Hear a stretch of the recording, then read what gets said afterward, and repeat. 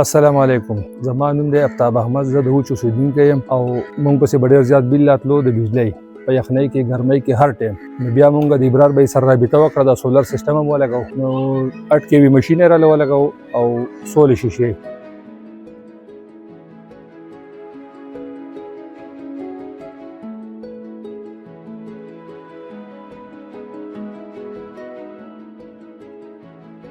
نو اوس ماشاءالله ډېر زیات ګزارم شوي ده د بیل، کم سے کم 70-80% ګزاره شوي ده بیل لا پسې د انتها اوس کم راځي. او ښه 3 سیګان، فریج وغیره، استري، واشنګ ماشین، موټر دا هر څه اني ټایم چلیږي. تاسو که څوک فرض کړه لګول غواړئ د ابرار بھائی سره رابطه وکړئ، نو ډېر موږ ډېر زیات مطمئن یو او ډېر مزدار سیسټم لګئ. انشاءالله تاسو به مطمئن یئ.